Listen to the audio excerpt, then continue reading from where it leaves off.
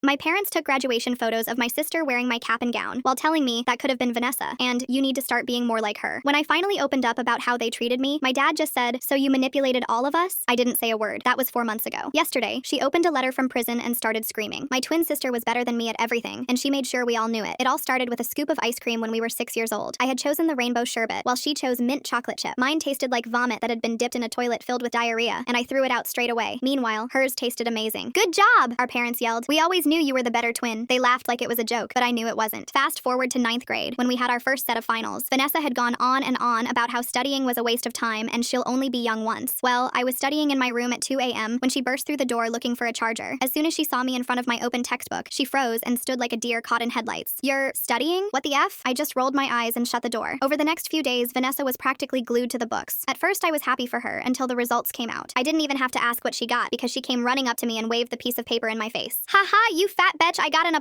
Let me see what you got." I showed her my A and she bent over from how hard she was laughing. "I effing knew I was smarter than you." But the worst part came later, when we were all at the dinner table. My sister whipped out a laminated copy of her exam paper. My parents didn't even wait to ask me what I got before singing her praises. Meanwhile, our dad was beaming with pride. "I got an A," I whispered when the kitchen got a little quieter. "You need to start being more like Vanessa," my mom instantly responded. From there, I started to isolate myself from the family. I'd spend all my time at home with our black cat Midnight and culled any urge to talk to them. So by the time college applications came around, I was practically buzzing with excitement to finally move out. Vanessa was beside me when she got the email from her dream college. She was bouncing up and down on the chair faster than a trained window girl. There it was, in plain red Arial font. Rejected. I could see the light in her eyes die out. After just 10 seconds of crying, she turned to me to ask a question. "Can you tell mom and dad that you accidentally deleted my acceptance email, and that's the reason I didn't go?" I sighed. "I don't know." "Thanks. You're the best," she interrupted. For the next few weeks, Vanessa was less mean to me than usual to thank me for the favor. We were sitting at the dinner table a few weeks later when I asked her to pass the carrots. "Why would I pass you anything, you conniving bitch?" she screamed. I slowly rubbed my temples, bracing myself for what was to come. Mom Daisy, my name, deleted my college acceptance email and I missed the deadline to accept. My mom's fork clattered on her ceramic plate. My dad spit out his Dasani water. "We always knew you were jealous of Vanessa, but we never thought you would take it this far," my dad said with full confidence. I didn't talk to them much after that because we couldn't even get through a full sentence without them bringing up the college email. And when I finished high school, moving out was a no-brainer. I never even bothered coming home for the holidays. And talking to my parents was too frustrating, so I didn't do that either. Instead, I just ordered them gifts on Amazon for their birthday and Christmas. And since Vanessa never went to college, I'd get her something too. Fast forward to 4 years later when I finished university. I invited them all to my graduation, and it was the first time I had seen them in years. I met them for photos after receiving my diploma. "That could have been Vanessa," was the first thing my mom said to me. I pinched the bridge of my nose. "Yeah, the diploma should be mine," Vanessa added. They then proceeded to take my graduation gown and cap and put it on Vanessa to take pictures of her instead. They were looking back at the photos I took when Vanessa noticed something odd. "Wait, why does your diploma say Vanessa on it?" she asked, squinting at the photo. My blood ran cold. "What are you talking about?" I grabbed my phone to zoom in. There it was, clear as day. My diploma had her name on it. My parents looked confused. "That's strange," my dad said slowly. That's when the university registrar walked by and recognized me. "Oh hey, I remember you. You're the one who's been paying double tuition all these years. How's your sister doing with her online degree?" My jaw dropped. "What online degree?" The registrar looked confused. "The one you've been submitting assignments for, under her name? You said she was too sick to attend in person but wanted the degree?" Vanessa's face went from smug to shocked. "You've been taking classes for me?" The pieces clicked. Every Amazon gift I sent, every birthday present, she thought they were from our parents because they had been sending me money for 4 years. Money they thought was going to Vanessa's medical bills and online tuition. Money I'd been using to secretly give her a degree while getting my own. "I wanted to give you everything you thought you deserved," I said quietly, "but I also wanted them to see what I could do." My mom grabbed my arm. "You mean we've been funding both of you through college?" Vanessa started hyperventilating. "So I actually have a degree, but I didn't earn it? And you made mom and dad think what?" I asked innocently. "That their money was well spent? That their favorite daughter got what she wanted?" My dad's face was turning purple. "You manipulated all of us?" But that wasn't even the worst part. The registrar was still standing there, looking increasingly uncomfortable. "Actually, I should mention, there's been an issue with your account. Someone's been making fraudulent charges with your student ID." The next day, I went to check my bank account to see if I could pay to get my graduation gown ironed, and that's when I saw it. My account had been drained on useless shy tea. $213 at the Container Store, $370 at Chuck E. Cheese. But here's the thing. Those charges were made with my student ID, the same one I'd been using to submit Vanessa's assignments, the same one only 3 people had access to. Me, the university, and whoever I'd been sharing those assignment logins with. I stared at my laptop screen, my hands trembling as I scrolled through the transaction history. Each charge felt like a punch to the gut. $147 at a nail salon, $89 at a bubble tea shop, $423 at some boutique clothing store I'd never heard of, all made with my student ID number. My mind raced as I pieced together what must have happened. Every time I logged into the university portal to submit Vanessa's assignments, I'd saved the credentials on my laptop for convenience. She must have figured out how to access them somehow. Maybe during one of those rare holiday visits when I'd left my laptop open. Or maybe she'd guessed my password. I'd stupidly used our childhood pet's name. I grabbed my phone and started documenting everything. Screenshots of every transaction. Dates, times, amounts. The evidence was overwhelming. Over $8,000 in fraudulent charges over the past 6 months. months. My savings, my emergency fund, even the money I'd set aside for a security deposit on a new apartment. All gone. The irony wasn't lost on me. I'd spent 4 years secretly giving my sister the education she claimed to deserve, and she'd repaid me by stealing everything I had left. My parents were still standing there in their graduation attire, processing what the registrar had revealed. Mom's face had gone from confused to furious, but I could tell she was still trying to find a way to blame me for this mess. Dad cleared his throat. So, you're telling us that you've been lying to us for 4 years, taking our money under false pretenses? I almost laughed. Of course that's what they'd focus on. Not the fact that I'd earned 2 degrees simultaneously. Not the fact that Vanessa had been stealing from me. Just that their precious money hadn't gone where they thought. The money went exactly where you wanted it to go, I said calmly. To Vanessa's education. I just made sure I got one too. Vanessa had gone pale. She kept opening and closing her mouth like a fish, trying to form words that wouldn't come. For once in her life, she had nothing to say. The registrar excused himself awkwardly, mumbling something about needing to file a report with campus security. As he walked away, I noticed him pulling out his phone, probably to alert someone about the fraud situation. We need to talk about this somewhere private, Mom hissed, glancing around at the other families taking graduation photos nearby. Heaven forbid anyone see our perfect family having a crisis. We ended up in a small coffee shop just off campus. The cheerful barista tried to make small talk, but one look at our faces shut that down quickly. We sat at a corner table, the silence thick enough to cut with a knife. Vanessa finally found her voice. You had no right to enroll me without my knowledge. That's identity theft. The audacity of her statement made my eye twitch. Really? You want to talk about theft right now? She crossed her arms defensively. I don't know what you're talking about. I pulled out my phone and showed her the screenshots. Her face went from pale to bright red as she scrolled through transaction after transaction. This